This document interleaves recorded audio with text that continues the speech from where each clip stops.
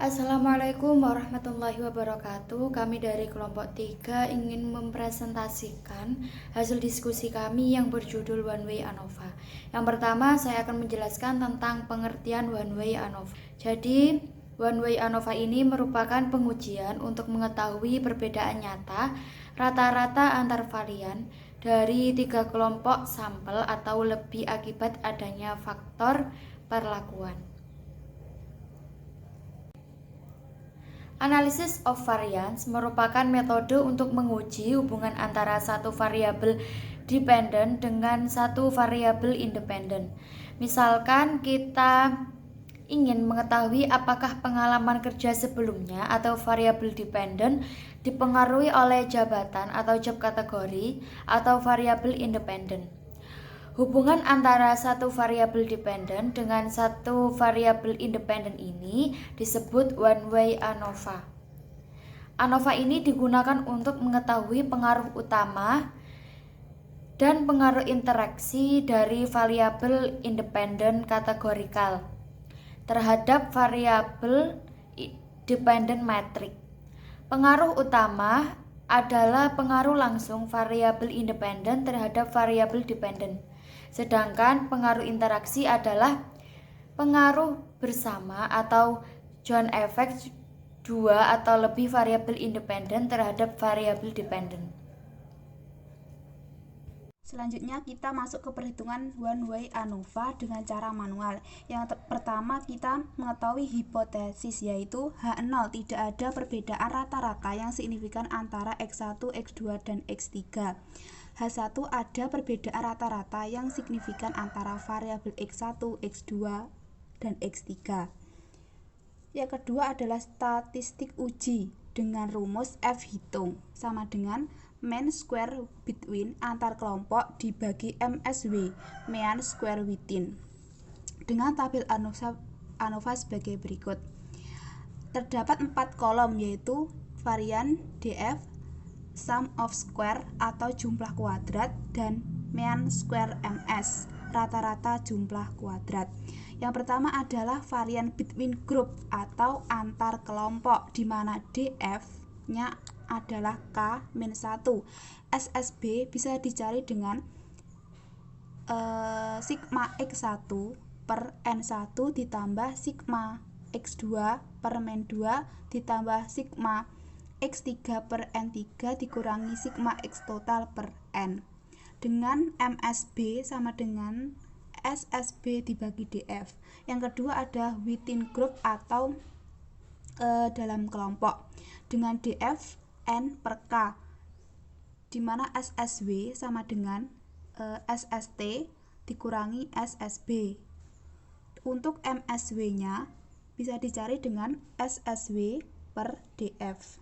Yang ketiga adalah total, dengan DF-nya sama dengan N-1. Untuk SST sama dengan X2 total dikurangi X total kuadrat per N. Untuk menghitung F tabelnya sama dengan F alpha K-1 dibanding N-K. Dengan itu maka didapati keputusan tolak H0 apabila F hitung lebih besar dari F tabel. Untuk keterangan bisa dibaca di makalah. Selanjutnya, contoh komparasi one way ANOVA. Perbedaan keefektifan penerapan model pembelajaran A, B, dan C pada kelas statistika. Berikut adalah datanya. Terdapat responden X1 model A, X2 model B, X3 model C dengan responden yang berjumlah N sama dengan 12, X1, X2, dan X3-nya sama dengan 12. Selanjutnya, permasalahan ujilah apakah ada perbedaan rata-rata keefektifan yang signifikan antara penerapan model pembelajaran A, B, dan C. Langkah pertama adalah buat tabel perhitungan. Terdapat kolom responden X1, X2, X3, X total, X1 kuadrat, X2 kuadrat, X3 kuadrat, dan X2 total. Cara menghitungnya yaitu kita ambil contoh responden yang A. Terdapat X1 sama dengan 30, X2 sama dengan 23, X3 sama dengan 24, di mana X total ini penjumlahan dari 30 ditambah 23 ditambah 24 sama dengan 77. Untuk X1 kuadrat itu didapat dari 30 kali 30 sama dengan 900. Untuk X2 kuadrat itu didapat dari 23 kali 23 sama dengan 529. Untuk X3 kuadrat itu didapat dari 24 kali 24 sama dengan 576. Di mana X2 total itu penjumlahan dari 900 ditambah 529 ditambah 576 sama dengan 2005. Setelah kita menghitung semua sampel yang terdapat di X1, X2, dan X3, maka kita dapat mengetahui sigma atau jumlah dalam setiap variabel, di mana X1 jumlahnya 319, X2 jumlahnya 390 sampai dengan X2 total. Maka memperoleh keterangan N1 sama dengan N2 sama dengan N3 sama dengan 12. N sama dengan 12 tambah 12 tambah 12 sama dengan 36. Langkah yang kedua adalah menghitung nilai SST. Menghitung nilai SST atau jumlah kuadrat total. SXT sama dengan sigma X2 total dikurangi sigma X total kuadrat per N. SST sama dengan 35.314 dikurangi 1114 kuadrat per 36. 1114 kuadrat itu sama dengan 1.240.990 bagi 36. Maka didapati 34.472,111. Maka dapat dihitung SST sama dengan 35.314 dikurangi 34.472,111. Maka memperoleh hasil 841,8889. Selanjutnya langkah ketiga menghitung nilai SSB.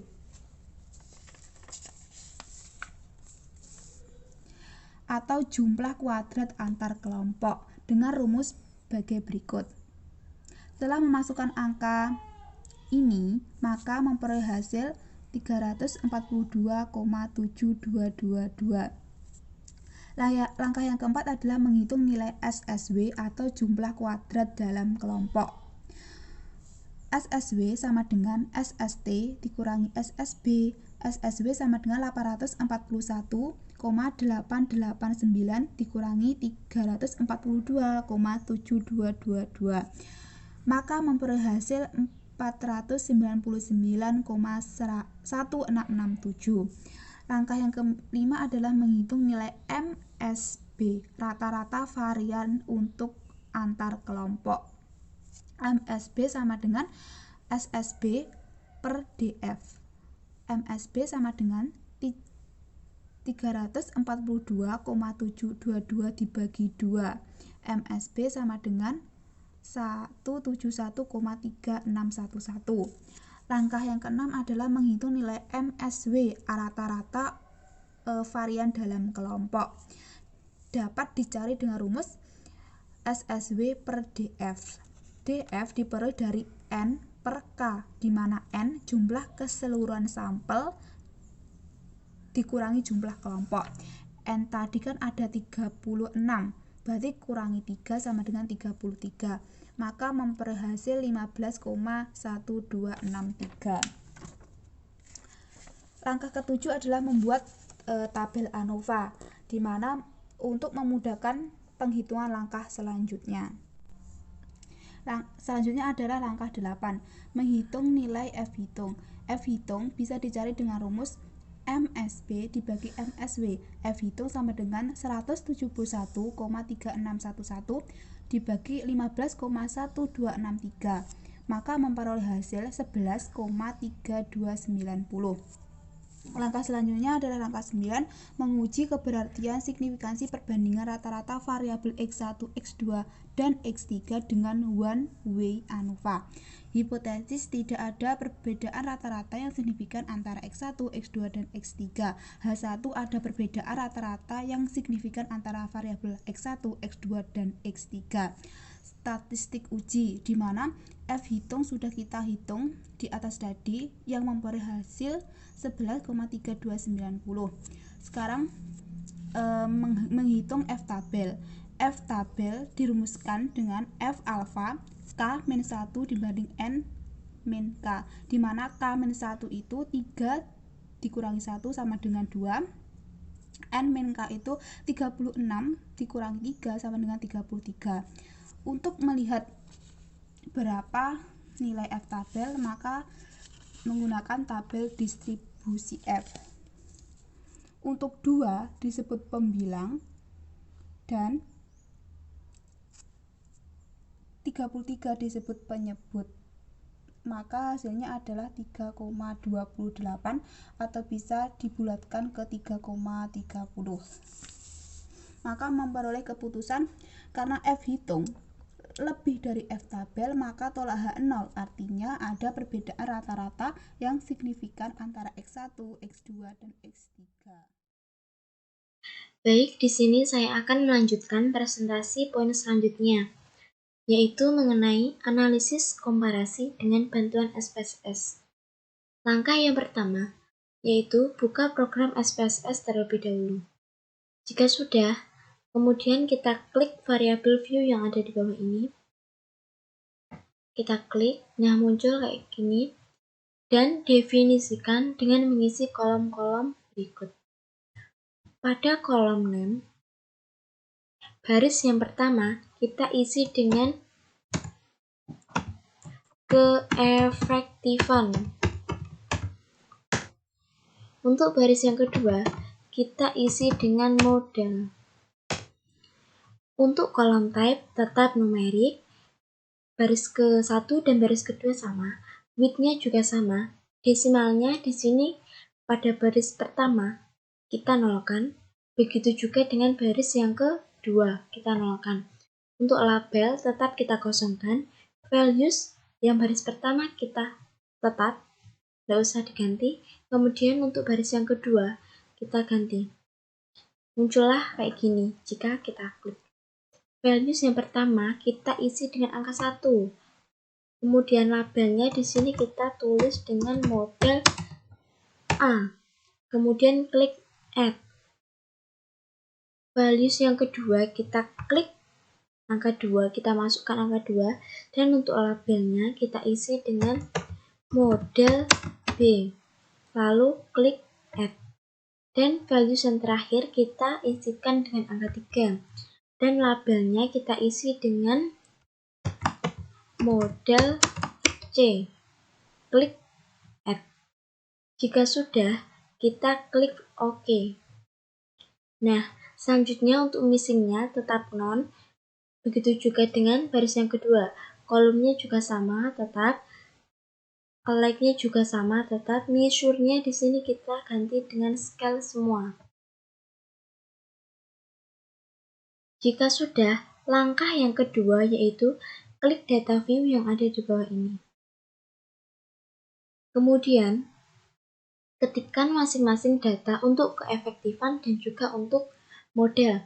Nah, untuk datanya, saya sudah mengcopy dari Microsoft Excel.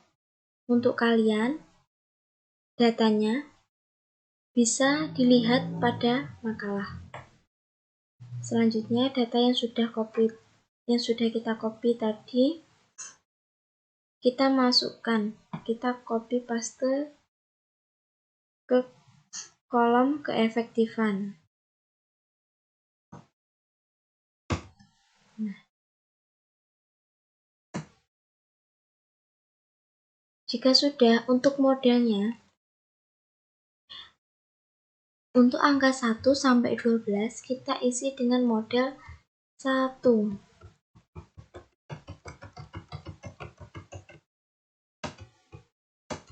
Untuk nomor 13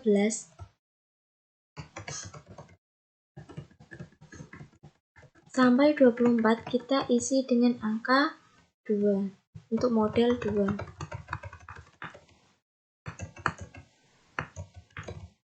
Dan untuk yang terakhir kita isikan dengan model angka 3.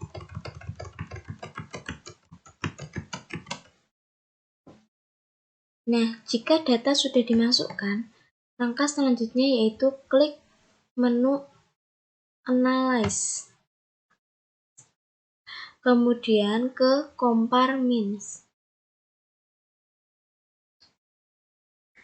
Dan kita pilih One Way ANOVA. Kita klik. Nah, jika sudah, langkah yang selanjutnya, pada kotak dialog, klik keefektifan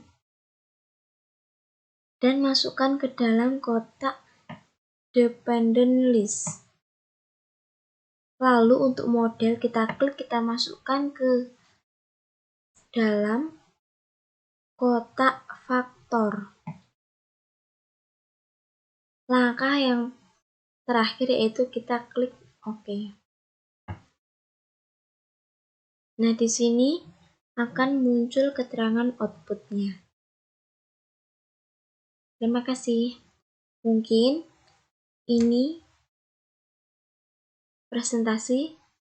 hanya ini presentasi dari kelompok kami. Apabila ada yang kurang paham atau kurang jelas, bisa ditanyakan pada forum diskusi di bawah. Terima kasih. Wassalamualaikum warahmatullahi wabarakatuh.